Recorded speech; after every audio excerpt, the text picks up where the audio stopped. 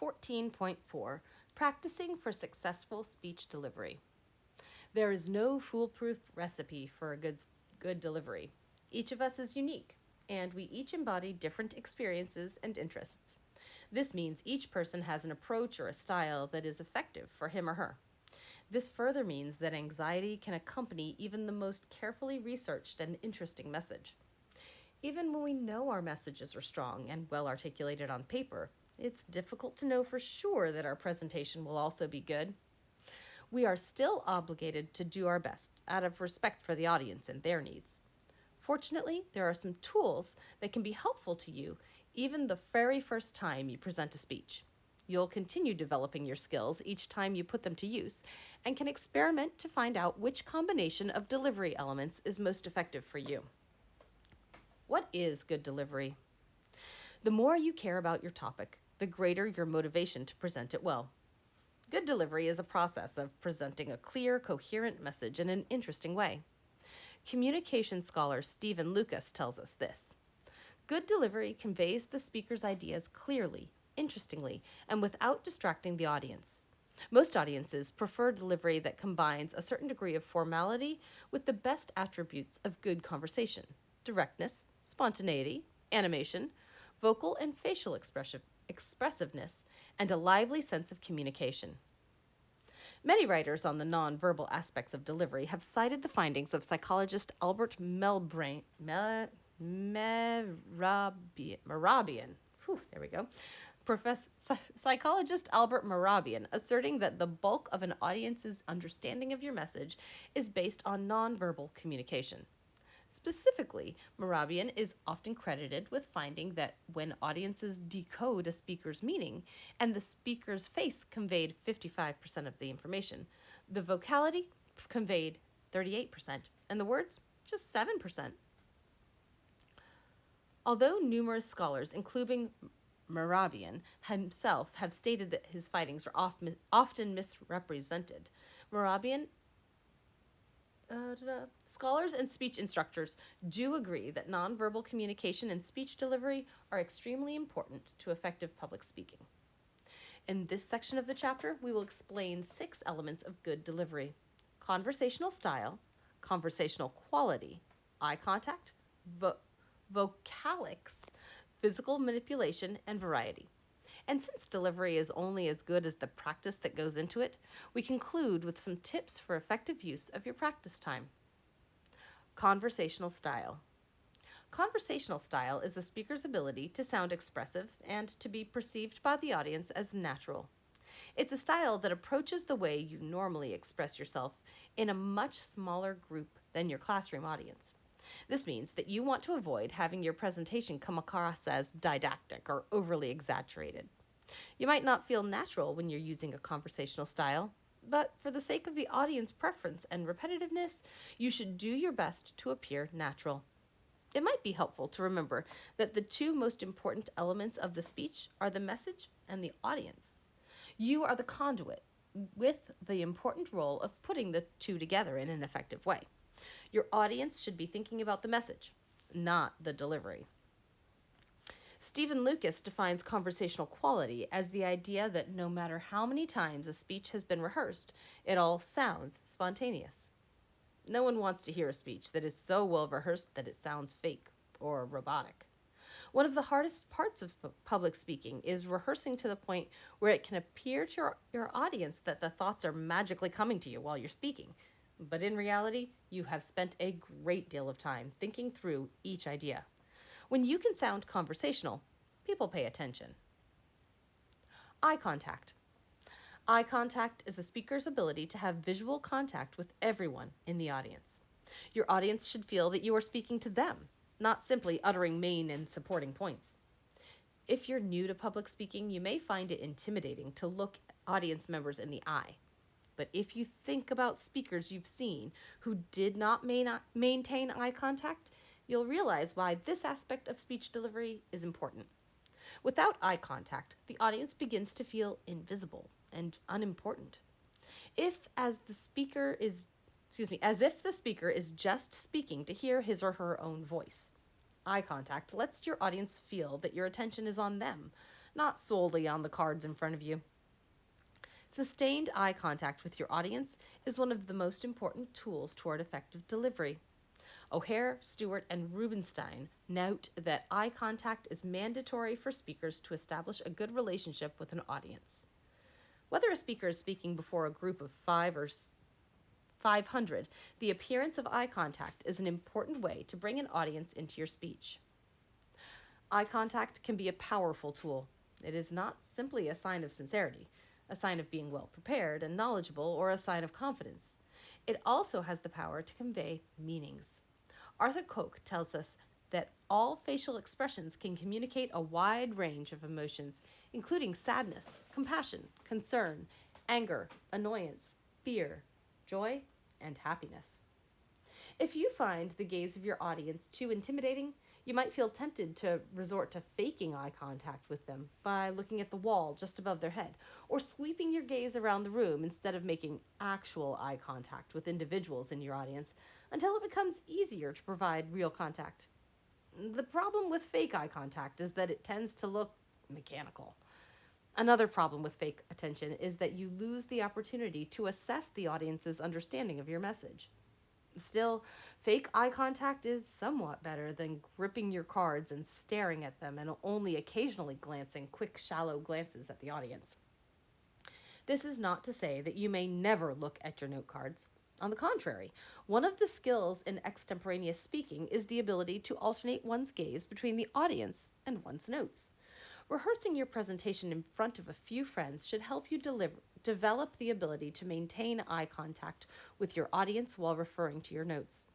When you're giving a speech that is well prepared and well rehearsed, you will only need to look at your notes occasionally. This is an ability that will develop even further with practice. Your public speaking course is your best chance to get that practice. Effective use of vocalics. Vocalics, also known as paralanguage, is the subfield of nonverbal communication that examines how we use our voices to communicate orally.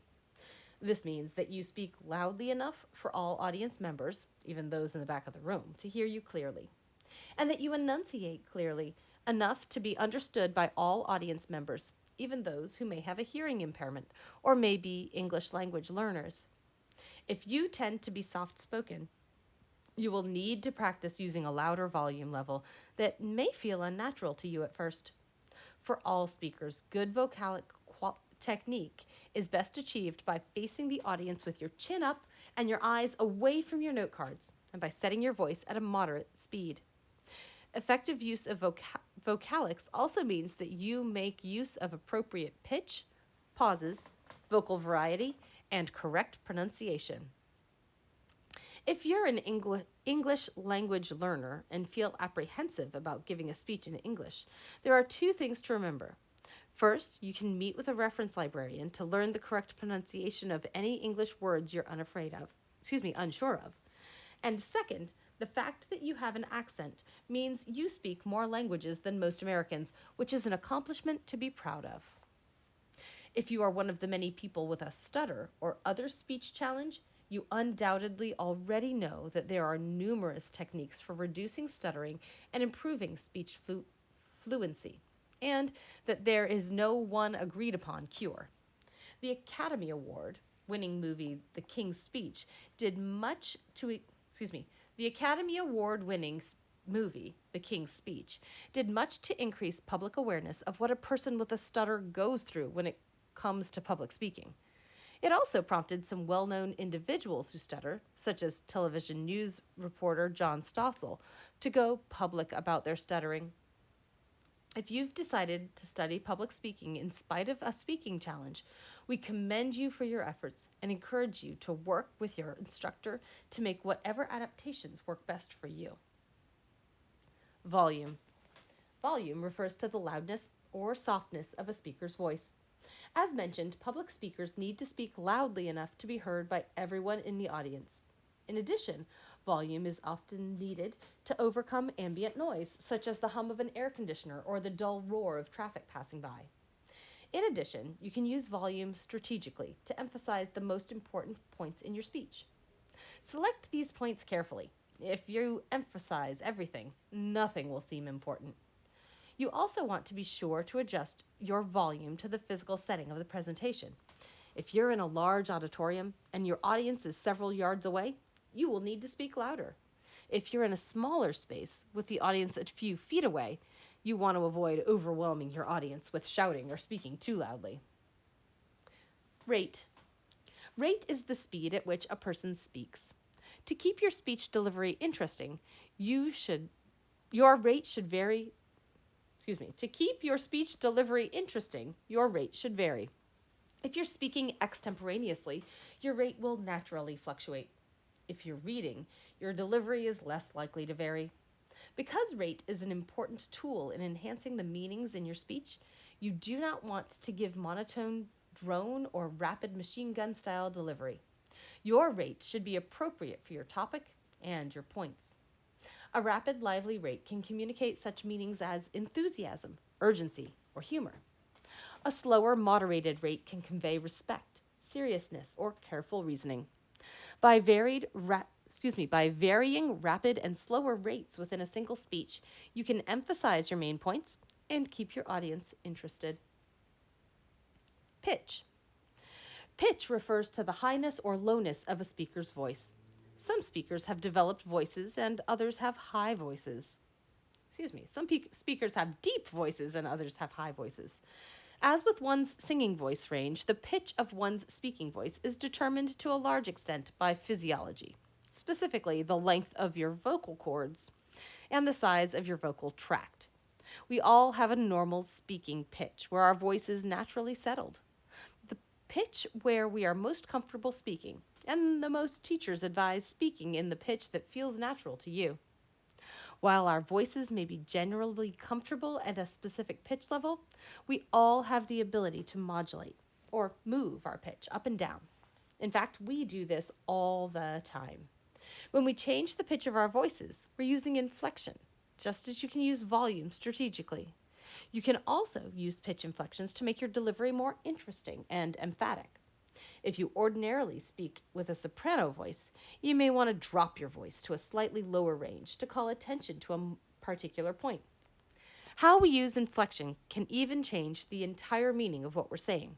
For example, try saying the sentence, "I love public speaking," with a high pitch on one of the words. First, raise the pitch on I. I love public speaking. Then say it again with the pitch raised on love. I love public speaking, and so on. I love public speaking conveys an entirely different meaning from I love public speaking, doesn't it? There are some speakers who don't change their pitch at all while speaking, which is called monotone. While very few people are completely monotone, some speakers slip into monotone patterns because of...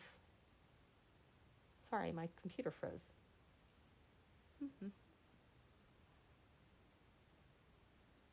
Aha.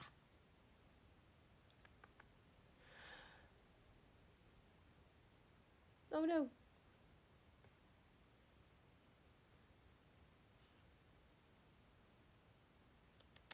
Okay, found it. Sorry about that. I'll start over at the monotone section. There are some speakers who don't change their pitch at all while speaking, which is called monotone. While very few people are completely monotone, some speakers slip into monotone patterns because of nerves. One way to ascertain whether you sound monotone is to record your voice and see how you sound. If you notice that your voice doesn't fluctuate very much, you'll need to be intentional in altering your pitch to ensure that the emphasis of your speech isn't completely lost to your audience. Finally, resist the habit of pitching your voice up at the end of sentences.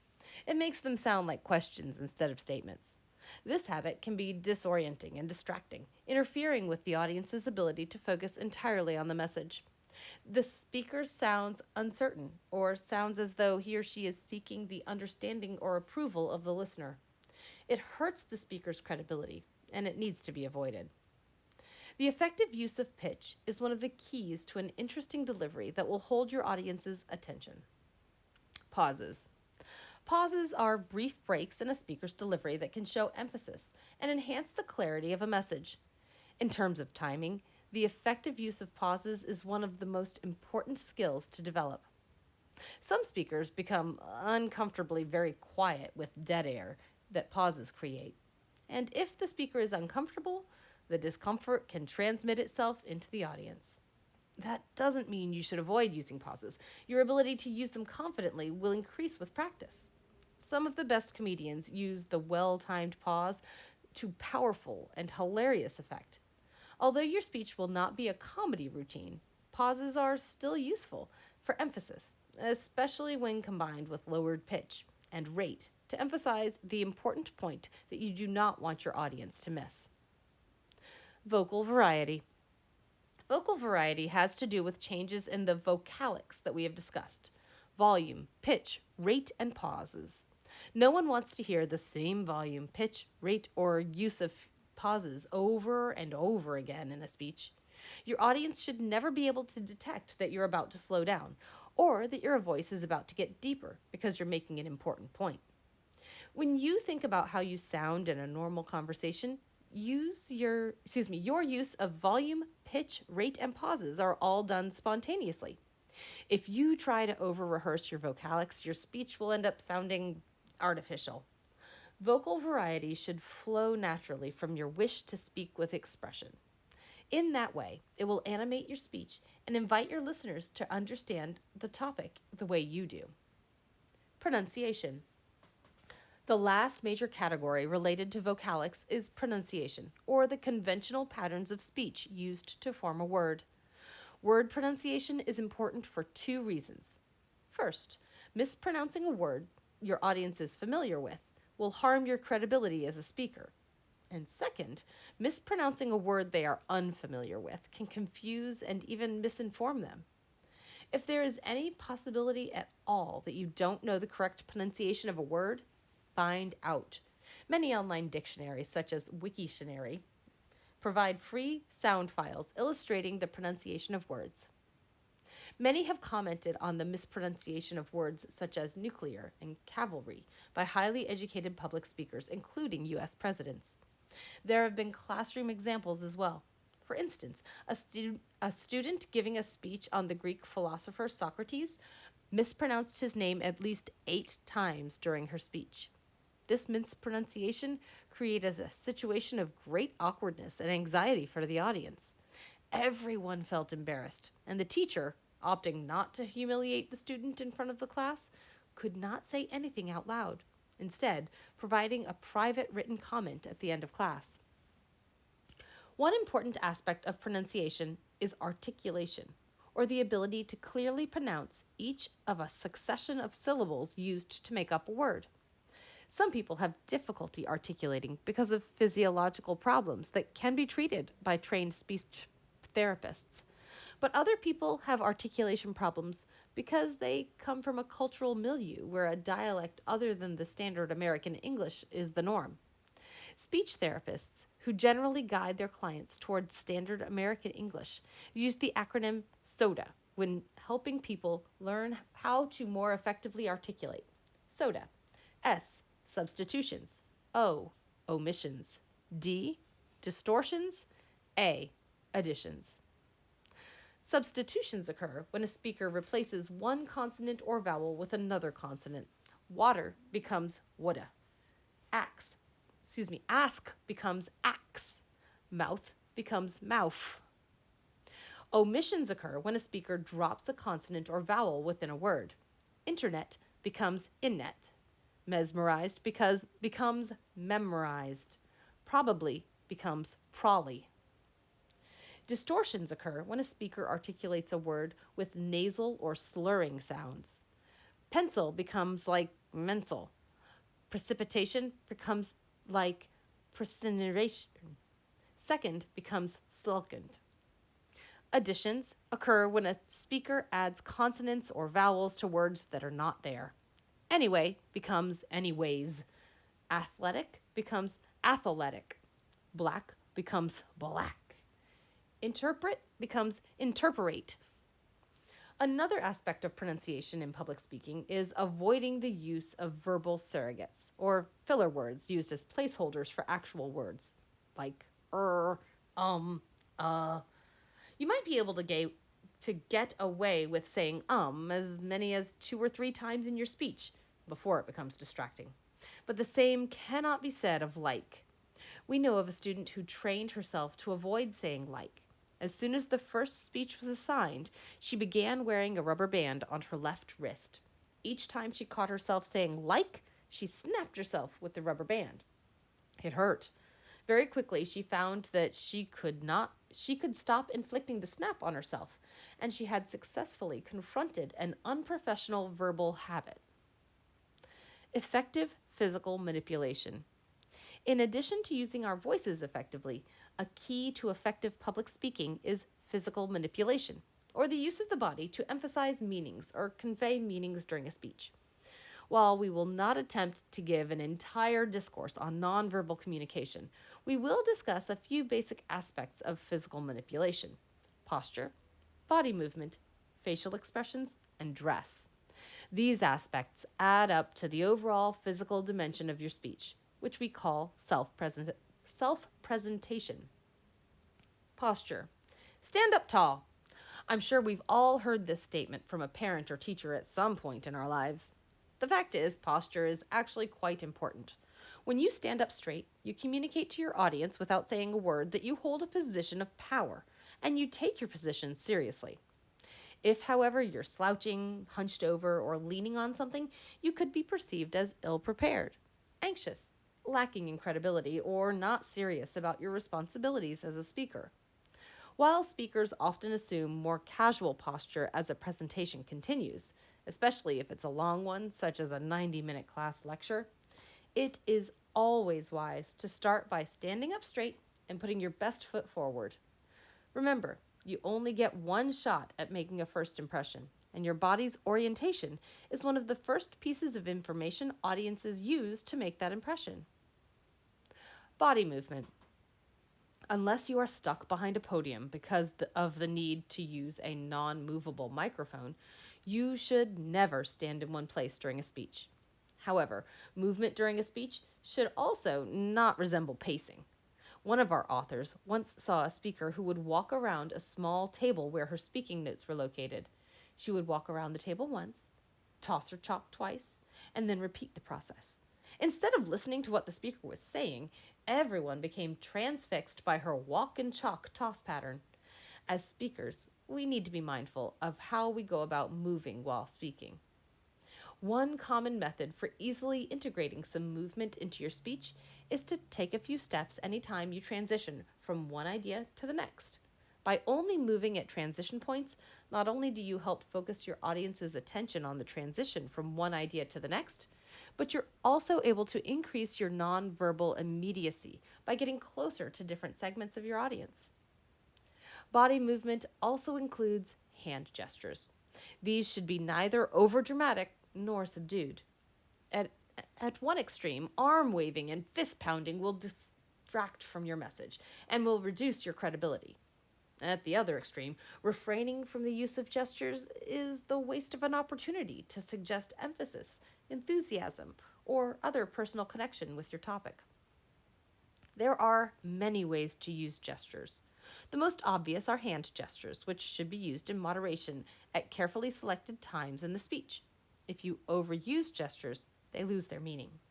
Many late-night comedy parodies of political leaders include patterned, overused gestures or other delivery habits associated with a particular speaker. However, the well-placed use of a simple, natural gesture to indicate emphasis, direction, size is usually effective. Normally, a gesture with one hand is enough. Rather than trying to have a gesture for every sentence, just use a few well-placed gestures. It's often more effective to make a gesture and hold it for a few moments than to begin waving your hands and arms around in a series of gestures. Finally, just as you should avoid pacing, you will also want to avoid other distracting movements when you're speaking. Many speakers have unconscious mannerisms, such as twirling their hair, putting their hands in and out of their pockets, jingling their keys, licking their lips, or clicking a pen while speaking. As with other aspects of speech delivery, practicing in front of others will help you become conscious of such distractions and plan ways to avoid doing them. Facial expressions. Faces are amazing things and convey so much information. As speakers, we must be acutely aware of what our face looks like while speaking. While many of us do not look forward to seeing ourselves on videotape, often the only way you can critically evaluate what your face is doing while you're speaking is to watch a recording of your speech. If a video is not available, you can practice speaking in front of a mirror. There are two extremes you want to avoid: no facial expression and over animated facial expressions. First, you do not want to have a completely blank face while speaking. Some people just do not show very much emotion with their faces naturally, but this blankness is often increased when the speaker is nervous. Audiences will react negatively to the message of such a speaker because they will sense that something's amiss. If a speaker is talking about the joys of Disney World and his face doesn't show any excitement, well, the audience is going to be turned off to the speaker and his message. On the other extreme is the speaker whose face looks like that of an exaggerated cartoon character. Instead, your goal is to show a variety of appropriate facial expressions while speaking. Like vocalics and gestures, facial expressions can be used strategically to enhance meaning. A smile or a pleasant facial expression is generally appropriate at the beginning of a speech to indicate your wish for a good transaction with your audience. However, you should not smile throughout a speech on drug addiction, poverty, or the oil spill in the Gulf of Mexico. An inappropriate smile creates confusion about your meaning and may make your audience feel uncomfortable. On the other hand, a serious scowl might look hostile or threatening to your audience members, and that would become a distraction from your message. If you keep the meaning of your speech foremost in your mind, you will more readily find the balance in facial expression. Another common problem some new speakers have is showing only one expression. One of our co-authors competed in speech in college. After one of his speeches about how people die on amusement park rides, one of his judges pulled him aside and informed him that his speech was creepy. Apparently, while speaking about death, our co-author smiled the entire time. The incongruity between the speech on death and dying and the co-author's smile just left the judge, well, a little creeped out. If you're excited in part of your speech, you should show excitement on your face. On the other hand, if you're at a serious part of your speech, your facial expression should be serious. Dress. While there are no clear-cut guidelines for how you should dress for every speech you'll give, dress is still a very important part of how others will perceive you. Again, it's all about the first impression. If you want to be taken seriously, you must present yourself seriously. While we do not advocate for dressing up in a suit every time you give a speech, there are definitely times when wearing a suit is appropriate. One general rule you can use for determining dress is the step above rule, which states that you should dress one step above your audience. If your audience is going to be dressed casually in shorts and jeans, then wear nice casual clothing, such as a pair of neatly pressed slacks and a collared shirt or blouse. If, however, your audience is going to be wearing business casual attire, then you should probably be wearing a sports coat, a dress, or a suit. The goal of the step above rule is to establish yourself as someone to be taken seriously. On the other hand, if you dress 2 steps above your audience, you may put too much distance between yourself and your audience, coming across as overly formal or even arrogant. Another general rule for dressing is to avoid distractions in your appearance. Overly tight or revealing garments, over-the-top hairstyles or makeup, jangly jewelry, or a display of tattoos and piercing can serve to draw your audience's attention away from your speech. Remembering that your message is the most important aspect of your speech, keep that message in mind when you choose your clothing and accessories. Self-presentation. When you present your speech, you're also presenting yourself. Self-presentation, sometimes also referred to as poise or stage presence, is determined by how you look, how you stand, how you walk to the lectern, and how you use your voice and gestures. Your self-presentation can either enhance your... Oh gosh, my screen froze again. Hold on.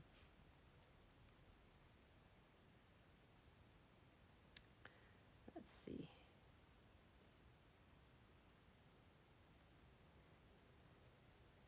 Sorry about that.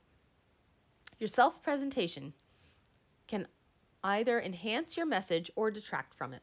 Worse, a poor self presentation can turn a good, well prepared speech into a forgettable waste of time. You want your self presentation to support your credibility and improve the likelihood that the audience will listen with interest. Your personal appearance should reflect the careful preparation of your speech. Your personal appearance is the first thing your audience will see, and from it, they will make inferences about the speech you're about to present. Variety. One of the biggest mistakes novice public speakers make is to use the same gesture over and over again during a speech. While you don't want your gestures to look fake, you should be careful to include a variety of different nonverbal components while speaking. You should make sure that your face, body, and words are all working in conjunction with each other to support your message. Practice effectively. You might get away with presenting a hastily practiced speech, but the speech will not be as good as it could be. In order to develop your best speech delivery, you need to practice and use your practice time effectively. Practicing does not mean reading over your notes, mentally running through your speech, or even speaking your speech aloud over and over. Instead, you need to practice with the goal of identifying the weaknesses in your delivery, improving upon them, and building good speech delivery habits. When you practice your speech, place both of your feet in full, firm contact with the floor to keep your body from swaying from side to side. Some new public speakers find that they don't know what to do with their hands during a speech. Your practice sessions should help you get comfortable. When you're not gesturing, you can rest your free hand lightly on the lectern or simply allow it to hang at your side. Since this is not a familiar posture for most people, it might feel awkward, but in your practice sessions, you can begin getting used to it. Seek input from others.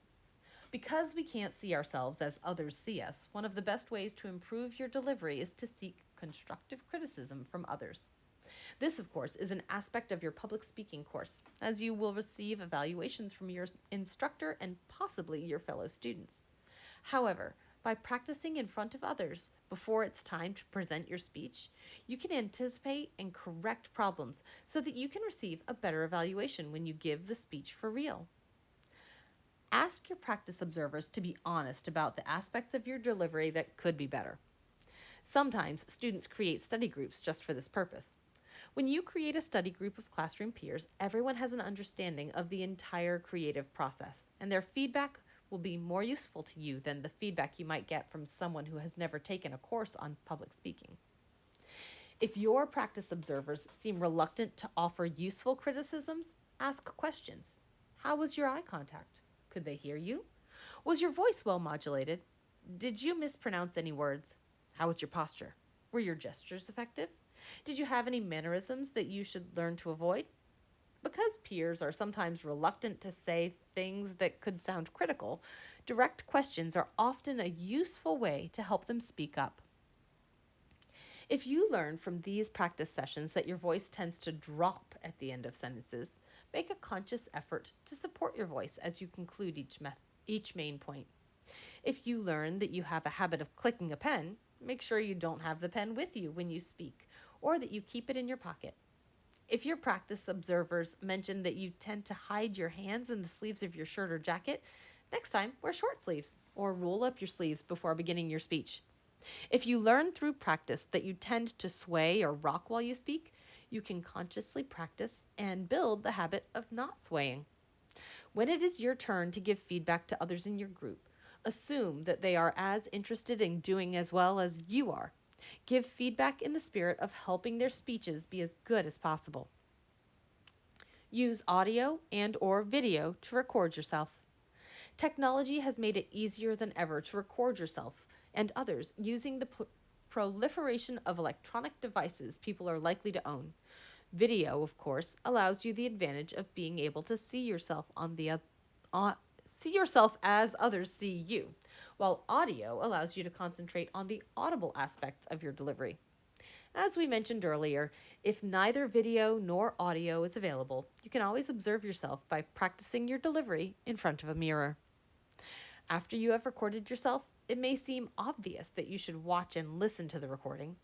Now, this can be intimidating, as you may fear that your performance anxiety will be so obvious that everyone will notice it in the recording. But students are often pleasantly surprised when they watch and listen to their recordings. Every student, as even students with very high anxiety may find out that they come across in a speech much better than they expected. A recording can also be a very effective diagnostic tool. Sometimes students believe they're making strong eye contact with their audience, but their cards contain so many notes that they succumb to the temptation of reading. By finding out from the video that you misjudged your eye contact, you can be motivated to rewrite your note cards in a way that doesn't provide the opportunity to do so much reading. It's most likely that in viewing your recording, you will benefit from discovering your strengths and finding weaknesses that you can strengthen. Good delivery is a habit. Luckily, public speaking is an activity that, when done conscientiously, strengthens with practice. As you become aware of the areas where your delivery has room for improvement, you will begin developing a keen sense of what works and what audiences respond to. It is advisable to practice out loud in front of other people several times, spreading your rehearsals out over several days. To do this kind of practice, of course, you need to have your speech finalized well ahead of the date when you're going to give it. During these practice sessions, you can time your speech to make sure it lasts the appropriate length of time. A friend of ours was the second student on the program in an event where each student's presentation was to last 30 to 45 minutes. After the first student had been speaking for 75 minutes, the professor in charge asked, "Can we speed this up?" The student said yes and proceeded to continue speaking for another 75 minutes before finally concluding his portion of the program.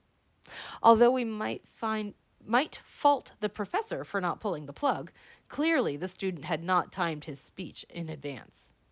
Your practice sessions will also enable you to make adjustments to your note cards to make them more effective in supporting your contact with your audience. This kind of practice is not just a strategy for beginners. It is practiced by many highly placed public figures with extensive experience in public speaking. Your public speaking course is one of the best opportunities you will have to manage your performance anxiety, build your confidence in speaking extemporaneously, develop your vocal skills, and become adept at self-presentation. The habits you can develop through targeted practice are to build continuously on your strengths and to challenge yourself to find new ideas for improving your delivery. By taking advantage of these opportunities, you will gain the ability to present a speech effectively whenever you may be called upon to speak publicly. Key takeaways. Conversational style is a speaker's ability to sound expressive while being perceived by the audience as natural. Conversational quality is a speaker's ability to prepare a speech and rehearse the speech, but still sound spontaneous when delivering it. Eye contact helps capture and maintain an audience's interest while contributing to the speaker's credibility. Vocalics are the nonverbal components of the verbal message. There are 6 important vocalic components for a speaker to be aware of: volume, pitch, rate, pauses, vocal variety, and pronunciation. Physical manipulation is the use of one's body to add meaning and emphasis to a speech. As such, excessive non-existent physical manipulation can detract from a speaker's speech. Good delivery is a habit that is built through effective practice.